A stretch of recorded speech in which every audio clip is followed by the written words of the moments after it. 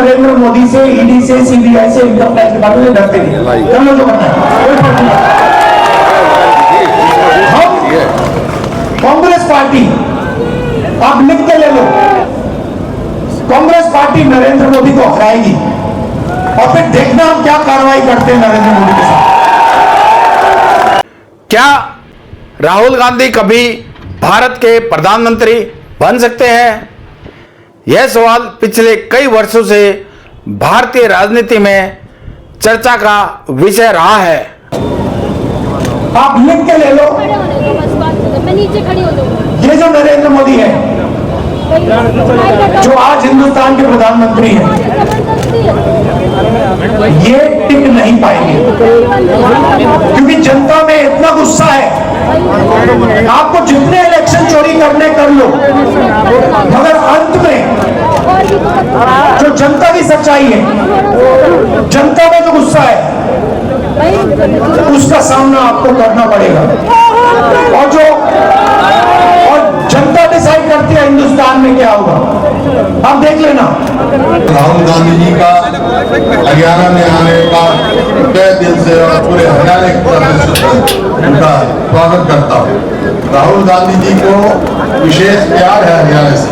कभी किसान के घर खाना खाने जाते हैं, बार बार हरियाणा वाले बुलाते हैं, क्योंकि हर व्यक्ति हरियाणा का, और मैं भी राहुल गांधी जी का हार्दिक बधाई देता हूं इस बात की कि इस देश के आसपास हरियाणा कृषि प्रधान देश है। इस देश के किसान को, मजदूर को और महिलाओं को आपने बता दिया। जो 3 कानून लाए थे, ये बीजेपी वाले 3 कानून को किसी ने रोका तो राहुल जी आपने रोका, तो आगे नहीं बढ़ने चाहिए, नहीं तो आज किसान गोपाल हो जाता।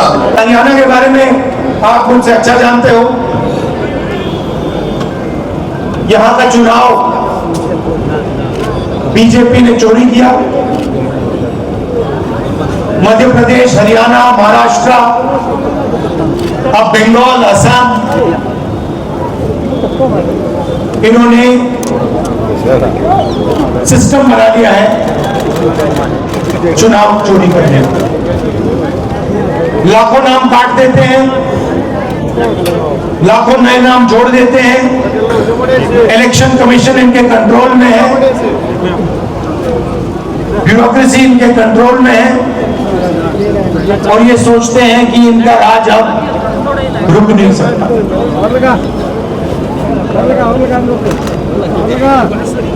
मगर टाइम आने वाला है इनका।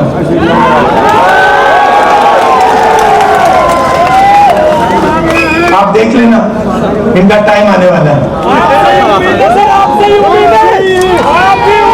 क्योंकि जनता को ये बात समझ आ गई है कि नरेंद्र मोदी जी, अमित शाह जी देश को बेचने का काम करते हैं। Airport, ports, infrastructure, power plant, अब निकोबार आइलैंड में पूरा वहां पे बेच रहे हैं अदानी जी को।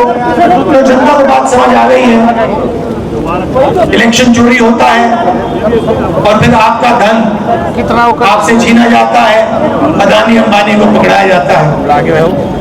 जनता को आना ही पड़ेगा आगे, जब जाकर के बात बनेगी। आज भारतीय जनता पार्टी वोट चोरी के माध्यम से चुनाव आयोग से मिल करके जो हेराफेरी कर रही है, देश की जनता, हरियाणा की जनता बिल्कुल बर्दाश्त नहीं करेगी। चाहे आप वोट चोरी की बात करें, चाहे आप प्रदेश में व्याप्त बेरोजगारी की बात करें, जो किसानों की दुर्गति की हुई है बीजेपी सरकार ने। बैलेट पेपर पे करो, दूध का दूध, पानी का पानी, देखा जाएगा क्या हो रहा है, सच्चाई सामने आ जाएगी जनता के। हम राहुल जी से ये बात करेंगे कि बैलेट पेपर से चुनाव कराएं, ताकि जो लोकतंत्र है उसको बचाया जा सके। जो लोकतंत्र है और संविधान है, उसको अगर नहीं बचा पाए हम लोग, तो ये देश दोबारा से गुलाम होगा, इसमें कतई दो राय नहीं है।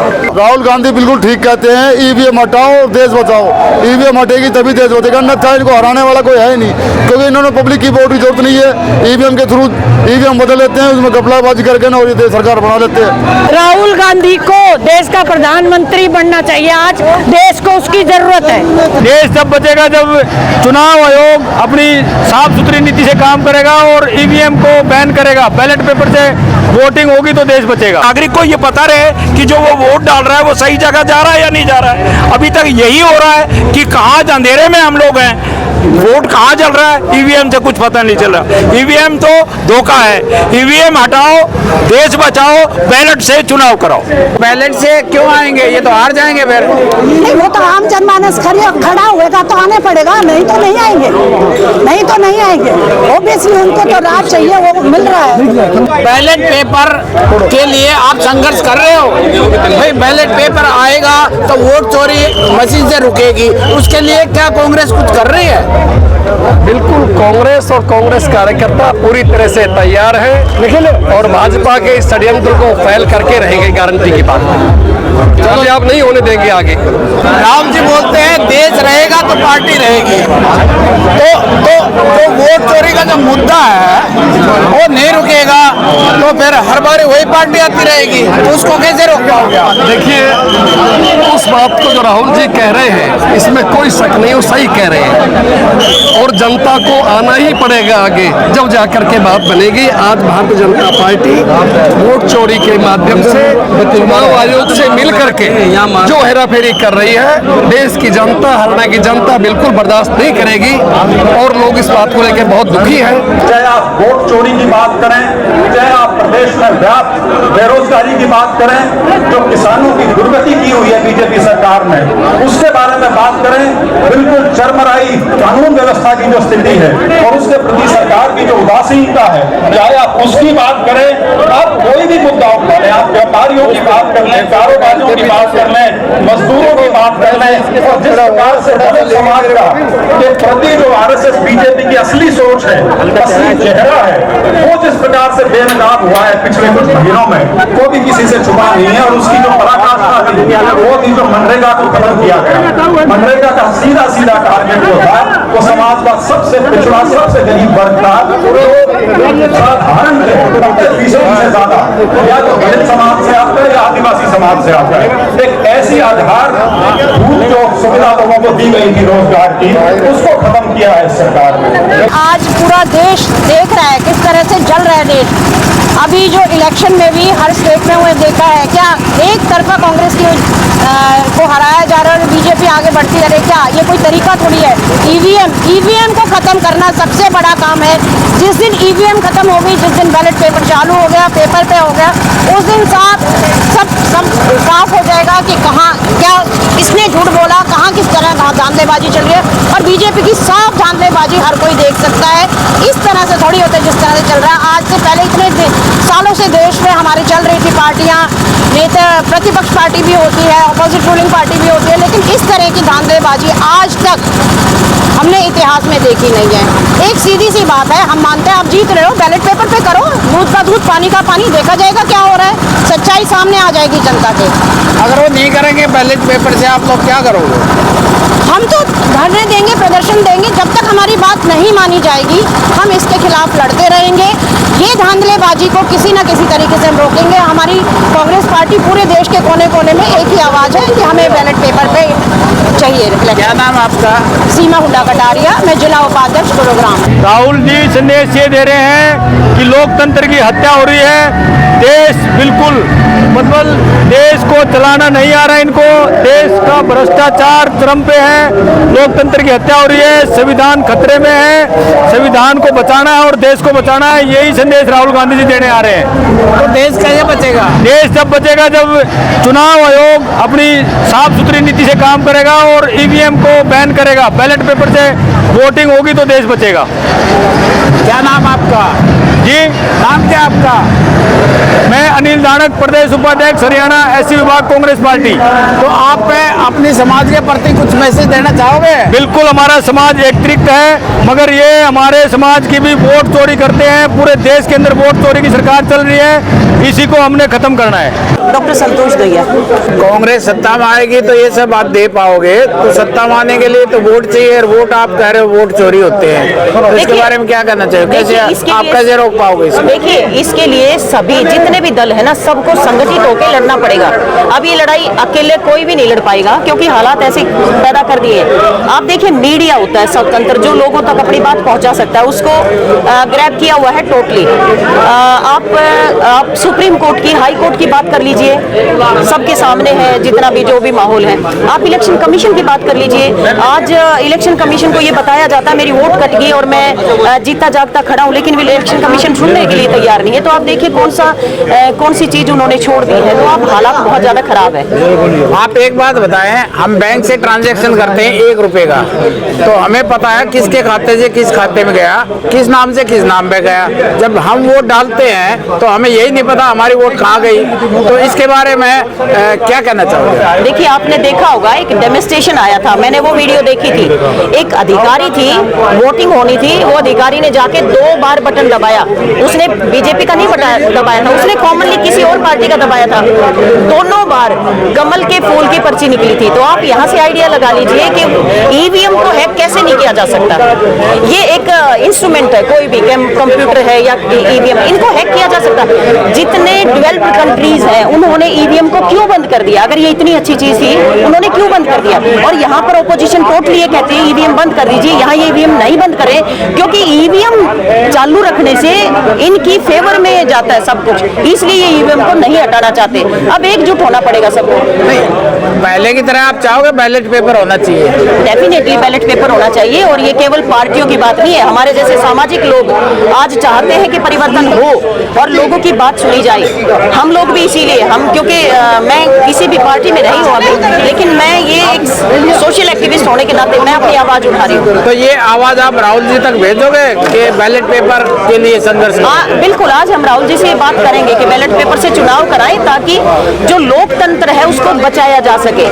जो लोकतंत्र है और संविधान है, उसको अगर नहीं बचा पाए हम लोग, तो ये देश दोबारा से गुलाम होगा, इसमें कतई दो राय नहीं है। आज इकट्ठे क्यों हुए हो? आज इकट्ठे इसलिए हुए, आज राहुल गांधी जी गुड़गांव में पधार रहे हैं।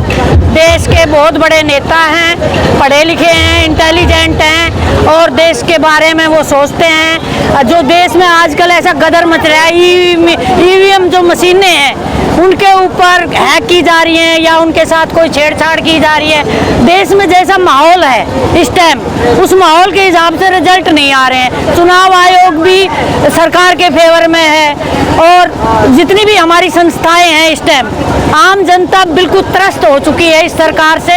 और राहुल गांधी एक हमारी उम्मीद है, उसके लिए हम मोदी ने पूरा देश बेच दिया। और महिलाओं के साथ मैं ये एक पेपर ले रही हूँ, मैं बेशक अनपढ़ महिला हूँ, लेकिन बहन बेटियों और बच्चियों के बारे में मैं भी जानती हूँ सब कुछ, और समझती हूँ। हमारे घर में भी बहन बेटियाँ हैं, बच्चियाँ हैं, तो हम ये सारी बातें समझते हैं, टीवी में देखते हैं।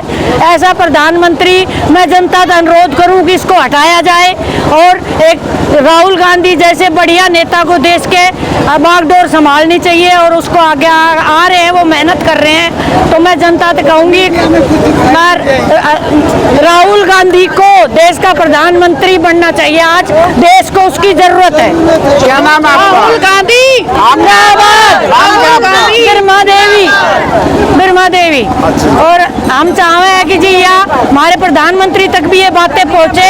अब महिलाएं भी आपके बारे में बहुत तरसते हैं। नहीं, राहुल जी तो ये कहते हैं देश बचेगा तो पार्टी रहेगी, तो उसके बारे में आप क्या बोलना चाहते हैं? देश तभी बचेगा जब ये ईवीएम और जो जितनी हमारी संस्थाएं जो हैक कर ली हैं, जो इस सरकार ने, उन संस्थाओं को भी सोचना पड़ेगा, और पब्लिक को, पूरी पब्लिक को एकजुट होकर इस सरकार को उखाड़ के फेंकना पड़ेगा। यानी आपका कहने का मतलब है ईवीएम हटेगी, हाँ बिल्कुल, बैलेट पेपर आएगा, बिल्कुल, देश बचेगा, राहुल प्रधानमंत्री बनेंगे, राहुल प्रधानमंत्री बनेंगे।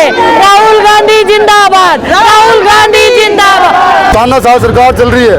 इस तानाशाह सरकार को देश से बाहर करने के लिए, सबका प्यार जोड़ने के लिए कर रहे हैं। हम चाहते हैं कि जो ये ईवीएम से इलेक्शन कराते हैं, ईवीएम को हटाया जाए और देश को बचाया जाए। अगर ये ईवीएम हटेगी तभी देश बचेगा, तभी एक सरकार, तानाशाह सरकार इस देश से बाहर की जा सकती है। अभी राहुल जी का कहना है पार्टी बाद में देश पहले।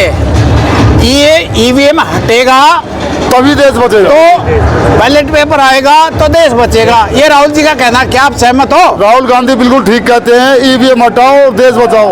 ईवीएम हटेगी तभी देश बचेगा, अन्यथा इनको हराने वाला कोई है नहीं, क्योंकि इन्होंने पब्लिक की वोट की जरूरत नहीं है। ईवीएम के थ्रू ईवीएम बदल लेते हैं, उसमें घपलाबाजी करके ना और ये देश सरकार बना लेते हैं। तो वो तो जीतने के लिए हटाएंगे नहीं, आप क्या करोगे? नहीं, हम रोड शो करेंगे, हंगामा जरूर होगा, पब्लिक रोड पे आएगी तब तो हटेगा। सारी पब्लिक इकट्ठी होकर इनको देश से बाहर करेगी। जनता को जागरूक करेंगे। हाँ जी, आप कुछ कहना चाहेंगे? जनता को जागरूक करेंगे जी, बैलेट पेपर को भगाना चाहेंगे, उस थोड़ी ईवीएम को भगाना चाहेंगे और बैलेट पेपर से चुनाव करवाना चाहते हैं। क्या नाम आपका? जगदीश यादव। हाँ जी, मेरा नाम चमनलाल सौदा यानी चमनलाल वाल्मीकि। मैं तो केवल ये कहना चाहता हूँ कि अगर इस देश को बचाना है तो देश में शिक्षा लाना जरूरी है। देश में बैलेट से चुनाव कराना बहुत ज़रूरी है। जब तक बैलेट से चुनाव नहीं होगा, सत्ता परिवर्तन नहीं होगी, आम नागरिक को कोई फायदा होने वाला नहीं है, ये आप मान के चलिए। ये सरकार जो है किसी भी सूरत में सत्ता पे बना रहना चाहती है, इसीलिए बैलेट से चुनाव कराओ और देश बचाओ। बैलेट से चुनाव कराना क्यों जरूरी है कि मुझे ये पता होना चाहिए कि जो मैं वोट दे रहा हूँ वो सही जगह जा रहा है या नहीं जा रहा है, इसका क्या प्रूफ है। जब मैं बैंक में पैसे जमा कराता हूँ, मेरे पैसे जमा हो गए, उसकी रसीद मुझे मिलती है। दुकान से कोई सामान खरीदता हूँ तो उसके बदले में मुझे सामान मिलता है। मैं एक जिम्मेदार नागरिक, इतना करोड़ देश के 140 करोड़ के भविष्य का जो निर्धारण हो रहा है, जिसके बेस पे निर्धारण हो रहा है, वो बैलेट पेपर से होना चाहिए, ताकि नागरिक को ये पता रहे कि जो वो वोट डाल रहा है वो सही जगह जा रहा है या नहीं जा रहा है। अभी तक यही हो रहा है कि कहाँ अंधेरे में हम लोग हैं, वोट कहाँ चल रहा है, ईवीएम से कुछ पता नहीं चल रहा। ईवीएम तो धोखा है। ईवीएम हटाओ, देश बचाओ, बैलेट से चुनाव कराओ। मैं बबली मानू। जन जन को क्या मैसेज देना चाहोगे आप? जन जन को हम यही मैसेज देना चाहेंगे कि राजनीतिक पार्टियों के बहकावे में आके हमने उन सब बातों पे नहीं ध्यान करना है जो वो लोग कहते हैं। हमें अपने विकास के मुद्दों पे बात करें, क्या उन्होंने किया है, क्या वो आगे करेंगे। आपस में ये भाईचारा खराब करना, धर्म के प्रति लड़वाना, जात के प्रति लड़वाना, ये बहुत ही गलत बात है। और यही हमारा इस यात्रा का मेन मुद्दा रहा है। हम आम जनमानस से यही कहेंगे कि आप अपने विकास की बात करिए और नहीं तो बाहर का रास्ता दिखा दीजिए, जो भी आपके उसमें आ जाए। जो बंगाल में रिजल्ट आया इसके बारे में कुछ कहना चाहोगे? बिल्कुल, ये सरासर ईवीएम वोट चोरी और सब कुछ हुआ है। मैं बिल्कुल सहमत वो नहीं हुई इस रिजल्ट से। और वो रिजल्ट भी ऐसे उसके लाके खड़ा कर देते हैं कि 2-4 हजार से जीता हुआ दिखाते हैं, ताकि किसी को ये शक भी ना हो कि आप बहुत ज्यादा से जीते हुए दिखाओगे। और दूसरा, बंगाल के साथ दूसरे किसी राज्य में कांग्रेस की जीत भी दिखा देते हैं, ताकि तुम्हारी चोरियां पकड़ी ना जाए, जहां वो बिल्कुल ही कहीं खड़े ही नहीं हो सकते, ओबियसली वो करना पड़ेगा। तो ये तो आगे भी होता रहेगा वोट चोरी, इसको कैसे रोकोगे आप? इसको पुराने तरीके से जाना पड़ेगा। बैलेट पेपर पे आ जाओ।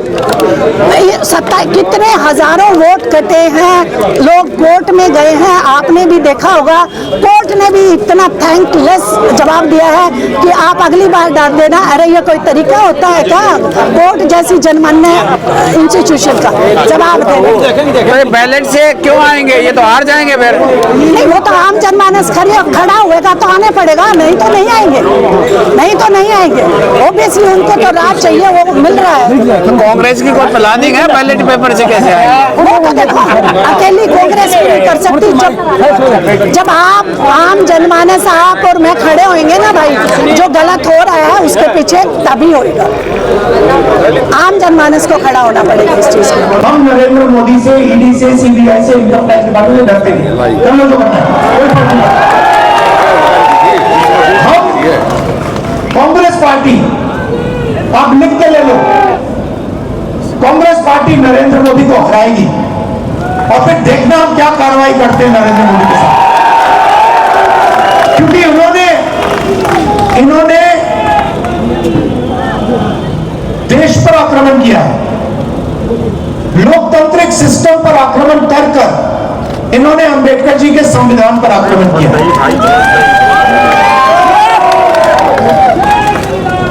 संविधान पर आक्रमण किया है और आपका जो हक है, देश की जनता का जो हक है, जो संविधान में लिखा है, लोकतंत्र आपका हक है, उस पर आक्रमण किया है और लोकतंत्र को इन्होंने खत्म किया।